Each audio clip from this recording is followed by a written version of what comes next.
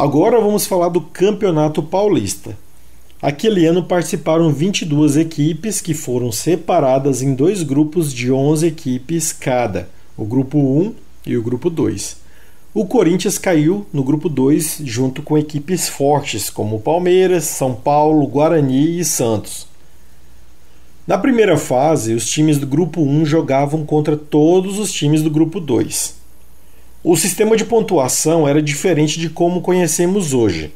Os times que vencessem suas partidas no tempo normal com 3 gols ou mais somavam 3 pontos.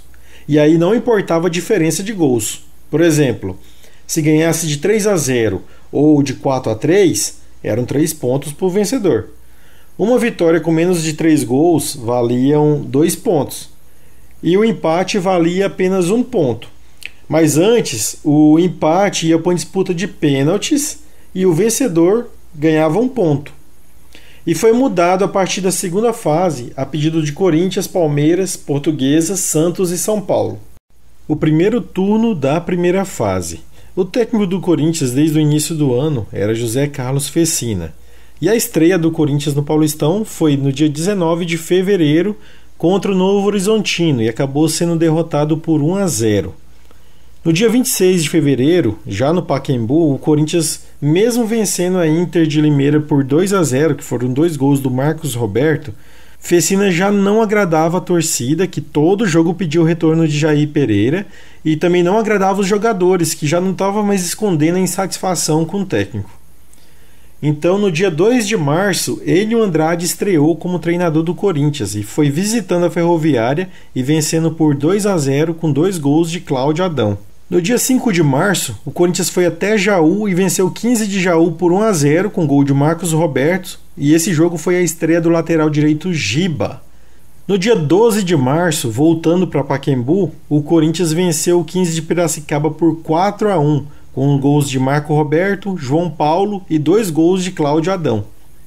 No dia 23 de março, o Corinthians empatou em 2-2 fora de casa contra o Mojimirim. Foram gols de Cláudio Adão e Mauro. Esse jogo foi a estreia do Ribamar, que teve uma passagem curta aqui até a troca com o Neto. E no dia 26 de março, o Timão foi até São José do Rio Preto e acabou empatando com o América Futebol Clube por 1-1 com gol de Ribamar. Dia 29, Corinthians vence União São João por 2-1 com gols de Aribazão e Mauro. 2 de abril, Corinthians 0-0 com Botafogo de São Paulo.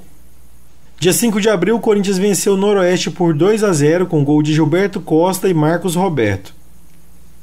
No dia 9 de abril, o Corinthians vai até Catanduva e perde por 2-1 para o Grêmio Cataduvense e o gol corintiano foi feito por Viola. Esse foi o último jogo de Paulinho Carioca no Corinthians. E aqui encerrou o primeiro turno da primeira fase. No segundo turno, os times enfrentaram os adversários do seu próprio grupo. Vamos para o segundo turno da primeira fase. No dia 16 de abril, no Morumbi, apesar do mando de campo ser do Corinthians, ele acabou perdendo por 2-0 para o Palmeiras. E no dia 22, no Pacaembu, Corinthians foi derrotado novamente, agora pelo Santo André, por 1-0. E aí subiu a pressão em cima do Enio Andrade.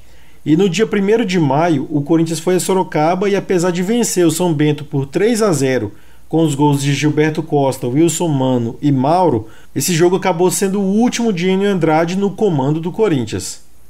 No dia 4 de maio, no Pacaembu, o Corinthians venceu a Portuguesa por 1-0, gol do Ribamar, e aí foi a estreia de Vanderlei Eustáquio de Oliveira, mais conhecido como Palhinha. No dia 7, no Morumbi, o Corinthians foi lá e venceu o São Paulo por 2-0. No dia 11, no Pacaembu, ficou 0-0 com o Santos, e o mando de campo daí era do Santos.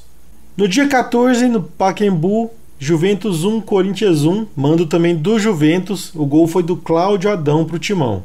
No dia 17 de maio, no Pacaembu, o Corinthians venceu o Bragantino por 3-1, que é o atual Red Bull Bragantino. Os gols foram de Gilberto Costa, Marcos Roberto e Cláudio Adão. No dia 21, o Corinthians enfrentou o fortíssimo Guarani, que venceu por 3-0. No dia 28, estreava o goleiro Dagoberto, que já iniciou entre os titulares, e o Corinthians foi derrotado pela surpresa do campeonato, que era o São José, por 1-0. Os 3 melhores de cada grupo e mais os 6 melhores colocados na classificação geral se classificavam para o segundo turno. No grupo 1 se classificaram Monge Mirim, Inter de Limeira e União São João. E no grupo 2 foram Palmeiras, São José e Guarani. Os 6 melhores colocados que se classificaram foram a Portuguesa com 29 pontos, São Paulo com 29 pontos, Corinthians com 28 pontos, Bragantino com 25 pontos e Santos com 22 pontos, esse todos do grupo 2, e o Novo Horizontino com 19 pontos do grupo 1. A partir daí foram feitos 4 grupos de 3 times, onde o primeiro de cada grupo se classificava para a fase final. O Corinthians caiu no grupo com Santos, Monge Mirim e ficou em primeiro lugar do grupo, passando para enfrentar o São José, que ficou em primeiro do grupo 3, onde disputou com Portuguesa e União São João. Os jogos do segundo turno foram: no dia 4 de junho, no Morumbi, o Corinthians empatou com o Santos no jogo de ida em 0-0. No dia 7, ele foi até a casa de Monge Mirim e venceu por 3-1 com os gols de Dida, Cláudio Adão e João Paulo. No dia 11, ele veio no Pacaembu contra o Monge Mirim novamente e venceu por 1-0 com gol de Wilson Mano. Essa foi a última partida de Sérgio Gil, que logo vamos falar sobre ele. No dia 18, voltou ao Morumbi, agora com o mando de campo do Santos, e o Corinthians venceu por 3-1 com gols de Ribamar, Cláudio Adão e Mauro. E como eu falei antes, com esse resultado o Corinthians ficou em primeiro lugar do grupo. E com isso o Corinthians foi para a fase final do campeonato enfrentar o São José. No dia 22 de junho, no Morumbi, o Corinthians venceu por 2-0 com gols de Dida e Cláudio Adão. E quando a retranca do adversário começava a preocupar, o Corinthians saiu do sufoco num ataque em velocidade. Luiz Henrique ainda defendeu o chute de Marcos Roberto, mas no segundo lance não teve jeito. Dida chutou colocado no canto. Corinthians 1-0. E acabou dando de presente o segundo gol para Cláudio Adão. O centroavante encheu o pé para fazer Corinthians 2-0. Complemento perfeito para uma grande jogada. No dia 25, o jogo de volta foi no estádio Martins Pereira. O São José venceu no tempo normal por 1-0. Com pouco mais de 2 minutos de jogo, a vantagem se foi. Falta cobrada da esquerda e Tita fez de cabeça. 1-0. Mas como a competição contava pontos e não saldo de gols, foi jogada uma prorrogação e o São José venceu por 2-0. Vander Luiz cobrou a falta. A bola bateu na trave e Tony fez de cabeça. Marcinho chutou de fora da área. A bola bateu outra vez na trave e Tony fez outra vez de cabeça. Essa prorrogação era contada como um terceiro jogo. O São José pontuou 2 vezes com vitória nesse jogo. E por isso a partida de volta está aí anotado como 3-0.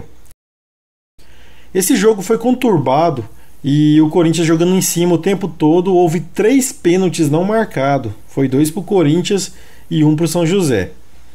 Aqui, José Roberto Reit deixa de marcar o pênalti em Cláudio Adão.